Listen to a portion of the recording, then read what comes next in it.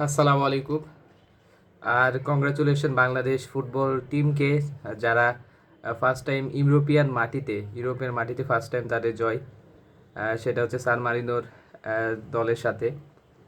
ফার্স্টে একটা কথা ক্লিয়ার করি, যারা ফুটবল নিয়মিত ফলো করেন না, যারা ফুটবল বুঝেন না, ভালোভাবে খেলা দেখেন না, জাস্ট নিউজ বা অন্যান্য ইয়েতে বিশ্বাসী, তাদের বলি ভাই, সান মারিনো টিম কিন্তু আপনারা যতটা দুর্বল ভাবতেছেন ততটা দুর্বল নয়। হয়তো বা র্যাঙ্কিংয়ের দিক দিয়ে আপনারা ভাবতেছেন, বাট টেকনিক্যালি সান মারিনো কিন্তু অতটা দুর্বল দল নয়। কারণ কথা বলি, এটা এক্স্যাক্টলি যারা হচ্ছে ফুটবল বুঝেন বা ফুটবলকে ফলো করেন, ফুটবলের খুঁটিনাটি জানেন, সো তারা এটা ভালোভাবে বুঝতে পারবেন। ভাই, সান মারিনো কাদের সাথে খেলে? সান মারিনো ইউরোপিয়ান কন্টিনেন্টাল যে দলগুলো আছে তাদের সাথে খেলে। সো তারা সুইডেন, নরওয়ে, তারপরে জার্মানি, ইংল্যান্ড, এদের সাথে সবসময় খেলে। এদের সাথে তারা বিশ্বকাপে কোয়ালিফায়ার খেলে। এদের সাথে তারা হচ্ছে নেশন কাপ খেলে।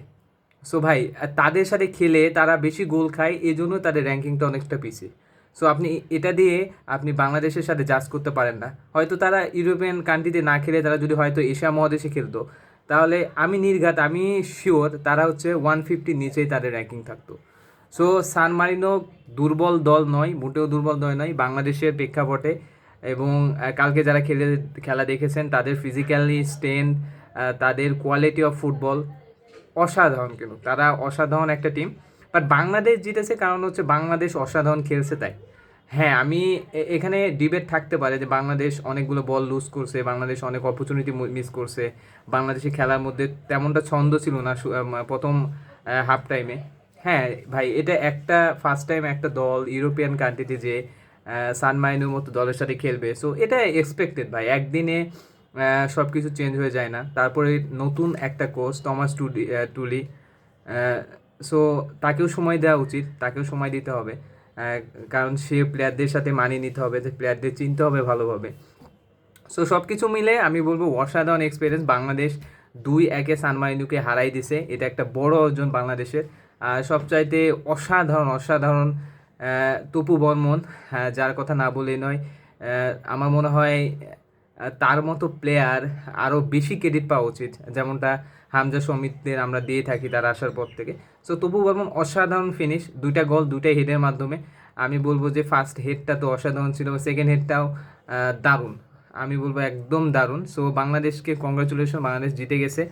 আর যেই বান্দারা এটা নিয়ে ট্রোল করতেছেন, ভাই আপনার দেশ জিতছে এটা আগে। সো সান মারিনো দল কমা নয়, সান মারিনো দল হচ্ছে তারা দুর্বল দল নয়।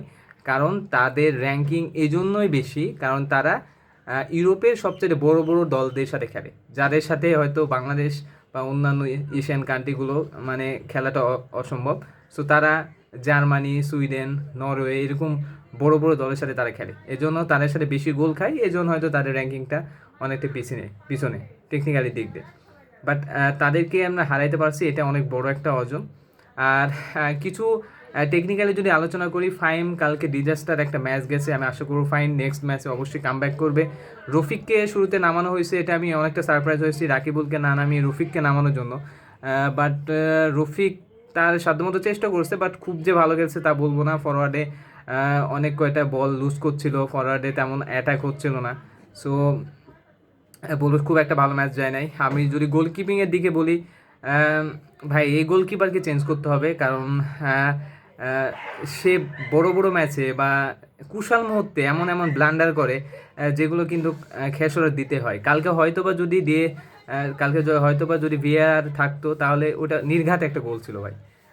আপনারা মানেন আর না মানেন, বাট আমার পার্সোনালি মতামত, খালি চোখে দেখে যেটা মনে হলো, তো অলমোস্ট গোল বাসের মধ্যে ঢুকেই গেছিলো। সো এরকম ডিজাস্টার করলে বা ব্লান্ডার করলে বড় ম্যাচে আমাদের যেটা সম্ভব নয়। আমাদের গোলকিপারকে নিয়ে একটু ভাবা উচিত, কারণ তাকে এনাফ সুযোগ দেওয়া হয়েছে, অনেকগুলো ম্যাচে ব্লান্ডার করেছে। আপনাদের মনে আছে হয়তো বা সিঙ্গাপুরের ম্যাচের সাথে এরকম অনেক ঘটনা ঘটছে যেটা হয়তো তার বিপক্ষে গেছে। হ্যাঁ, আমি মানে হয়তো ভালো কিপার, বাট তাকে ইমপ্রুভ করা দরকার। এখানে জিকো যেহেতু ব্যাক করেছে, জিকোকে সুযোগ দেওয়া উচিত আপাতত, কারণ জিকো অসাধারণ ফর্মে থেকে বাদ পড়ছিল কোনো কারণে। তারপর আমি যদি সেন্ট্রাল ব্যাকে এসে বলি, সাদ আহমেদ অসাধারণ ভাই। গোটা ম্যাচে তার যে পারফরমেন্স, আমি বলবো অসাধারণ, up to the mark. Man marking থেকে শুরু করে এগ্রেশন, তারপরে অ্যাটাকিংয়ে যাওয়া, তারপরে ব্লক করা, ট্যাকেল, মানে অসাধারণ ছিল। মানে আমার মনে হচ্ছিল যে যে 90 মিনিট খেলছে তার জান পান ছেড়ে দিয়ে খেলছে, সো সর্বোচ্চটুকু দিয়ে সে খেলছে। তো সাদ আহমেদের অসান খেলা। হামজা সমিতদের কি বলবো, সমিতকে হয়তো আগে নামাইলে আরও বেটার পারফরমেন্স করতো, বা সমিতকে হচ্ছে হাফ টাইম পরে নামাইছে, বাট এটা হচ্ছে কোচের হচ্ছে টেকনিক্যাল বিষয়। বাট হামজা শুরুতে প্রথম হাফ টাইমে একা হয়ে গেছিলো, বাট তার যে কোয়ালিটি, তার যে টেকনিক্যাল, তার অনুযায়ী সে বেটার ফুটবল খেলছে। বাট অর্ধ টাইমের পরে যখন সমীর সমর নামছে, তারপরে কিন্তু খেলার মুড়ি ঘুরে গেছে, সে অসাধারণ খেলছে। তার পাশাপাশি আমি আরেকটা প্লেয়ারের কথা বলবো, জায়ান আহমেদ পরবর্তীতে নেমে সে অসাধারণ খেলছে, তার যতটুকু করা সম্ভব সে অনুযায়ী খেলছে।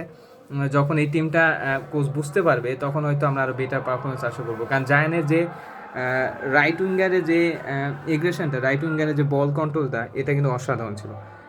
সো ওভারঅল বাংলাদেশ ভালো খেলছে, সান মারিনোর সাথে জয়লাভ করছে। কংগ্রেচুলেশন বাংলাদেশকে, ইউরোপের মাটিতে প্রথম বাংলাদেশের জয়, যেটা ছোট কোনো বিষয় না।